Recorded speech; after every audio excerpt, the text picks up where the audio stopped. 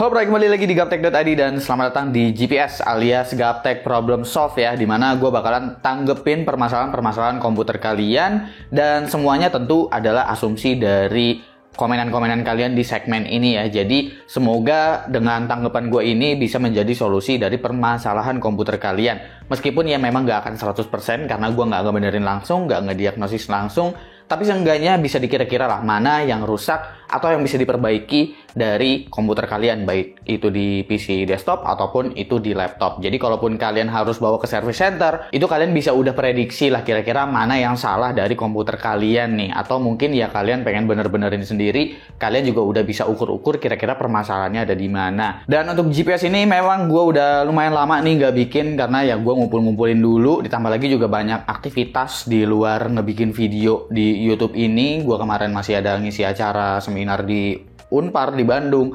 Abis itu juga sempat ke Motionime, biarpun Motionime itu gue sebenarnya cuma nganterin istri kerja aja sih, karena dia lagi ada kerjaan kebetulan di sana. Terus ada beberapa reviewan juga yang testingnya memang belum kelar karena masih ada beberapa barang yang early dan masih ada mundar-mandir sana sini karena masih banyak bugnya gitu. Jadi masih tektokan sama brandnya juga untuk ngebenerinnya itu gimana. Tapi ya harusnya itu update-update ditaruhnya di Gaptek News sih untuk update-update Gaptek. Cuma yang pasti ya ini kayaknya video bakalan bertepatan sama perilisan trailer dari GTA 6 ya. Makanya ya gue sekalian masukin aja deh update ya untuk GTA 6. Ini mungkin bakalan jadi heboh dan mungkin video ini juga bakalan ketutup sama trailer GTA 6. Jadi biar algoritmanya masuk, gue sekalian bahas aja untuk update GTA 6. Mungkin ya banyak dari kalian nanti ke depannya yang bakalan minta request untuk bikin semurah-murahnya PC ya yang bisa mainin GTA 6. Kalau dulu-dulu kita selalu nemuin pertanyaan ini PC 5 juta, 6 juta bisa main GTA 5 atau enggak. Sekarang ya mungkin bakalan pertanyaannya itu adalah ini budget sekian bisa main GTA 6 atau enggak gitu ya. Kita tunggu aja sistem requirement dari GTA 6 itu seperti apa. Semoga setelah trailernya dirilis sama Rockstar itu sistem requirement-nya juga udah bisa dirilis sama Rockstar. Jadi kita bisa memperkirakan nih spesifikasi apa yang kira-kira cocok buat mainin GTA terbaru atau GTA 6 ini. Oke, kita mulai aja langsung lah ya ke permasalahan komputer yang pertama nih. Jadi buat kalian yang punya permasalahan komputernya baik itu di PC desktop ataupun di laptop, silakan komentar di bawah dengan hashtag GPS biar gampang dicarinya ya. Kita ke pertanyaan pertama nih dari Wohlombok 6278. Bang Suki, PC gue sering restart sendiri kalau keadaan standby, tapi pas dipakai kerja, download, 3D rendering berat, intinya kalau dipakai nggak pernah kejadian. Harusnya kayaknya permasalahannya bukan di motherboard sih sebetulnya. Lu harus cek dulu Windows lu kira-kira kenapa gitu, terus sistem standby-nya kayak apa. Kalaupun memang ini di masalah di motherboard, lu coba update dulu BIOS-nya ya. Lu bisa masuk ke situsnya si Gigabyte, lu search aja X570 Aorus Master, nanti lu download BIOS-nya di situ, abis itu lu tinggal flashback karena di motherboard itu ada BIOS flashback kan, gampang cara update BIOS-nya. Nanti kalau misalkan permasalahannya masih ada, ya lu coba cek OS lu kira-kira ada masalah atau enggak. Kita ke pertanyaan selanjutnya, ini dari IZ2559. Bang, kalau CPU usage stay di 100% dan suhunya masih di angka normal, apakah aman untuk pemakaian berjam-jam? Apa ada dampak buruknya? Ya sebetulnya aman-aman aja dipakai berjam-jam gitu. CPU buat rendering pun bahkan itu dipakainya bisa 24 jam per 7 hari. Yang dipakai buat ngerender terus-terusan pakai CPU itu bisa berhari-hari bahkan renderingnya. Jadi selama temperaturnya masih aman, selama performance yang nggak drop, sebetulnya ya aman-aman aja, fine-fine aja.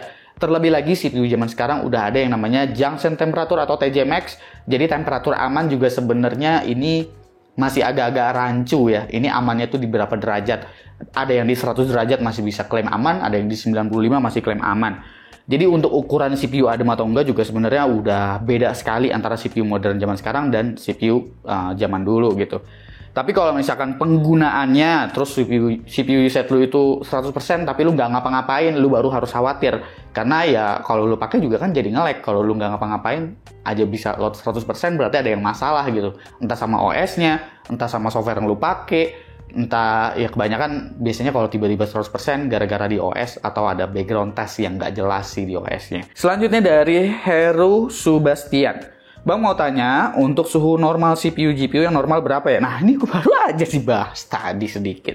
Baru nyala idle browsing full load sama main game RRR rata kanan. Untuk idle sih umumnya dia nggak bakalan terlalu beda jauh dari ambience temperatur kita ditambah dengan seberapa pengapnya casing ya.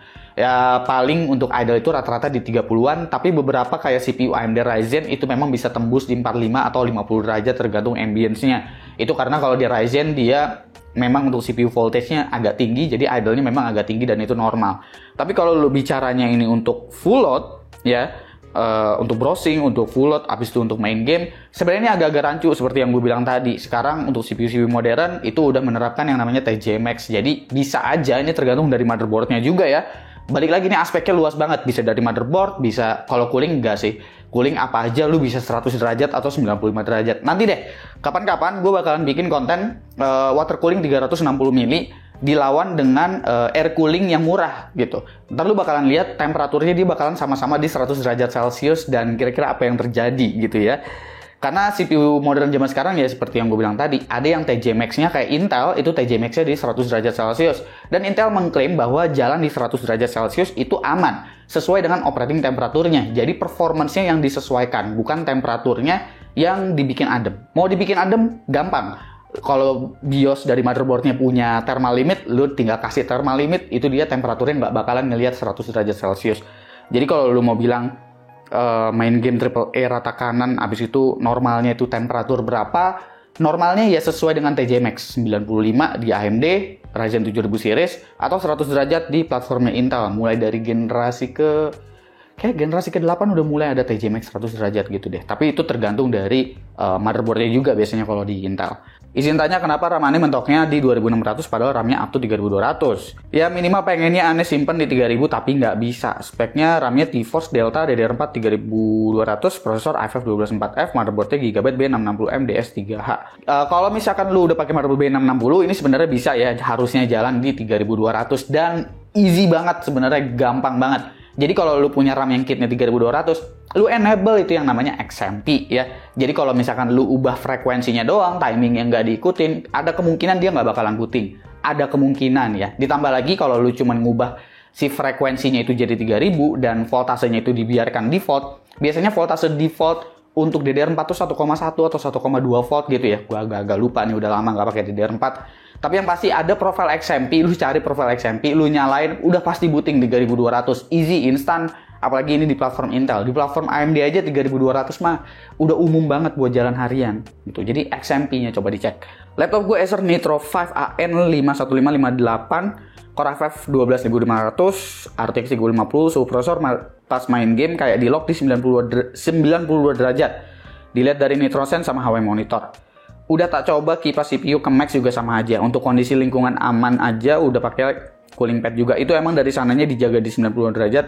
Kalau iya apakah aman dan kalau tidak kira-kiranya berapa ya bang? Oke, ini gue bisa jawab aman. Jadi ini yang namanya adalah thermal limit ya, atau TJ Max-nya sama si Acer itu di set di 92 derajat Celcius. Lu kalau mau tahu bedanya di mana nih cooling pad lu ngaruh apa enggak, ya abis itu lu set fan speednya di max itu ngaruh atau enggak, lu kalau mau tahu, lu ukur performance-nya aja gitu. Jadi di 92 derajat itu laptop lu performance-nya bakalan lebih beres apa enggak kayak gitu. Karena kalau misalkan dia pakai konsepnya TJ Max, apalagi lu pakai mode turbo, biasanya dia performance-nya bakalan di-push terus selama itu dia masih jalan di operating temperatur atau di TJ Max-nya, dia bakalan kasih clock speed yang memang setinggi-tingginya yang si coolingnya itu sanggup gitu. Jadi nggak bakalan overheating dan menurut gue malah kayaknya si Acer bagus nih. Karena dia ngasih TJ Max-nya di 92 bukan di 100 derajat Celcius.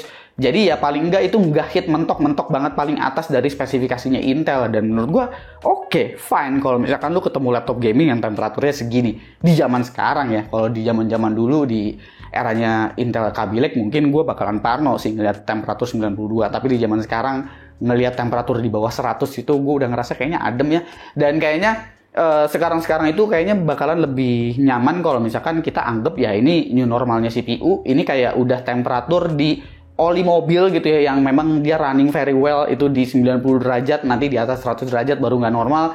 Tapi ya kalau di PC bedanya dia nggak bakalan lebih dari TJ Max-nya gitu. Jadi semua komponen itu bisa terjaga dengan standar operating temperature yang diberikan oleh produsen chipsetnya gitu. Jadi nggak bakalan lewat.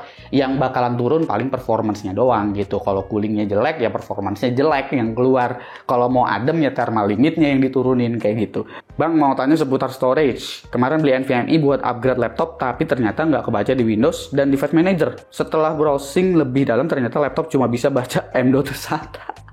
Kalau misalkan laptop lu slot M.2-nya cuma supportnya SATA, ya lu belinya M.2 SATA, jangan beli M.2 NVMe. Kalau lu mau akal-akalin gimana caranya biar bisa nyolok dan bisa kebaca, kagak ada caranya.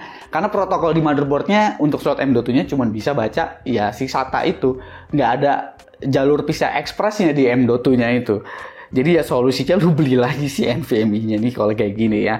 Bang, pas milih motherboard sama RAM harus cek QVL RAM dulu atau enggak? Oke, QVL ini adalah Qualified Vendor List atau apa? Gue lupa, sorry, gue browsing dulu deh. Ya benar, Qualified Vendor List. Qualified Vendor List ini adalah list memori-memori yang memang udah dites sama lab dari produsen motherboardnya. Apakah jadinya harus untuk ngelihat si QVL ini sebelum kalian membeli memori dan menyesuaikan sama motherboard kalian? Bisa, tapi sebenarnya nggak ngelihat QVL pun nggak masalah. Selama dia punya XMP atau Expo. Bahkan banyak motherboard udah bisa baca keduanya. Gue biasanya bakalan ngelihat QVL kalau misalkan memory kit yang mau gue beli itu frekuensinya tinggi banget. Mungkin kalau di DDR4 ya udah di atas 4000 MHz, gue bakalan cek-cek lagi QVL-nya. Dan itu pun biasanya kalau gue ngecek QVL, itu gue bakalan ngeliat untuk kit memori yang ditas sama labnya ini yang masuk QVL, dia pakai IC memori apa. Dan gue bakalan ngeliat-liat lagi nih yang mau gue beli itu biasanya dapat IC-nya, memorinya itu dari siapa gitu ya IC-nya. Tapi kalau misalkan belinya untuk kit DDR4 3200 atau 3600, atau kalau misalkan di DDR5 5600 sampai dengan 6000 MHz, gue sih biasanya tutup mata karena biasanya XMP atau Expo udah pasti bisa jalan gitu ya.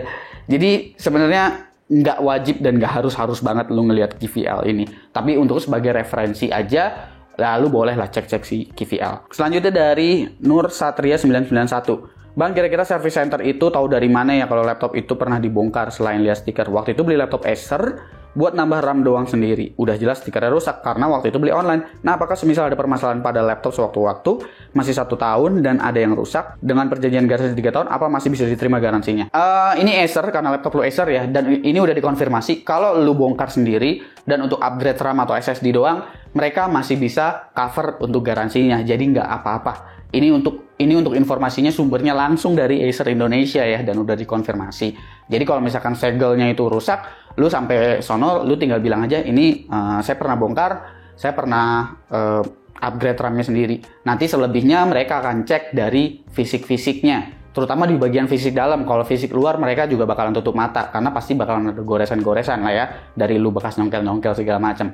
Tapi untuk di komponen kayak di PCB, di cooling, itu jangan sampai ada yang rusak karena lu upgrade memori sendiri, karena itu yang bikin void garansi. Jadi kalau lu upgrade memori doang, untuk laptop Acer sekarang udah bisa upgrade sendiri maksudnya. Dan itu garansinya masih tetap jalan, tenang, aman ya. Bang mau tanya, kalau suhu saya di ROG Ally pakai turbo 30 watt bawaan default dari ROG Ally-nya langsung bisa mencapai 91-95 derajat, itu aman nggak ya? Dan apakah dengan mengganti SSD bawaan ROG Ally ke SSD lain bisa mengurangi suhu panasnya? Nggak tahu ganti SSD ngaruh apa enggak ke suhunya? Nggak ngaruh. Lu ganti SSD nggak bakal ngaruh ke temperatur. Nah, ini di ROG Ally kalau lu pakai mode turbo itu memang dia bakalan nge-push ya, seperti yang gue bilang tadi. Jadi CPU-nya bakalan di-push untuk running di TJ Max. Tapi setahu gua ROG Ally di BIOS barunya itu kalau nggak salah TJ Max-nya udah diturunin deh, thermal limitnya udah nggak di 95 lagi. Setahu gua udah diturunin jadi 85. Tapi ya memang performance-nya nggak begitu banyak berubah sih gitu. Nggak jadi turun juga performance-nya. Dan lu coba deh update BIOS dari si ROG Ally-nya. Kalau misalkan lu ini dia thermal limitnya masih di 95 derajat, gue curiga ini masih firmware yang awal-awal sih. Lu update deh BIOSnya, itu bakalan turun jadi 85. Bang, motherboard Gigabyte Z590i Vision D. Di I/O panel terdapat port DP tapi nggak bisa untuk monitor. Dan di situsnya Gigabyte sendiri speknya kurang jelas, mohon pencerahannya. Gini, untuk port DisplayPort ataupun HDMI di motherboard itu kan larinya ke iGPU ya. Dan ini kalau ketika PC lu itu prosesornya pakai yang seri F alias nggak ada iGPU-nya, ya tentu HDMI atau DisplayPort di rear I/O itu nggak bakalan hidup. gitu. Bahkan beberapa motherboard juga ketika lu colokin discrete GPU meskipun ada iGPU-nya, itu rear I/O untuk output display bisa aja dimatiin dari BIOS-nya dan ada pengaturan BIOS-nya di situ. Ada beberapa yang memang ngasih display tapi ya dia by automatic iGPU-nya ngizinin untuk ikut jalan juga. Tapi beberapa motherboard memang harus di-enable dulu gitu di BIOS-nya, baru dia bisa ngasih output display kayak gitu. Jadi balik lagi nih, gue nggak tahu prosesor lu pakai apa. Kalau prosesor lu pakai yang seri F, ya itu rear I/O output displaynya kagak bakalan bisa ngapa-ngapain. Apalagi lu pakai discrete GPU gitu kan, ya nggak bisa ngapa-ngapain. Tapi kalau misalkan CPU-nya itu ada iGPU, terus lu nyolok discrete GPU dan lu pengen itu ngedisplay juga untuk di bagian rear I/O-nya, lu cek-cek di BIOS. Untuk integrated GPU-nya itu, dia output display-nya itu ada settingan-settingannya, gue lupa namanya apa. Tapi lu buka aja di BIOS, itu ada settingannya. Semisal, lu pengen di rear I/O-nya itu ngedisplay juga. Jadi cek dulu CPU-nya ya. Oke, udah habis untuk seluruh pertanyaan dari permasalahan komputer kalian. Buat kalian yang punya permasalahan komputer juga, boleh share pengalaman-pengalaman komputer kalian di kolom komentar di bawah dengan hashtag GPS. Baik itu permasalahan PC desktop ataupun permasalahan laptop kalian. Jadi ini bukan konsultasi, bang, mending ini atau mending itu, bukan ya. Tapi ini buat sharing-sharing permasalahan komputer kalian aja gitu. Pengalaman yang udah lewat dan udah bener juga bisa share di kolom komentar di bawah. Atau mungkin ada yang pengen ngebenerin dari spekulasi-spekulasi gua, siapa tahu gua ada keliru juga, bisa nambahin di kolom komentar di bawah ya. Jangan lupa subscribe, gue Supki, dan seperti biasa, sampai jumpa di lain kesempatan.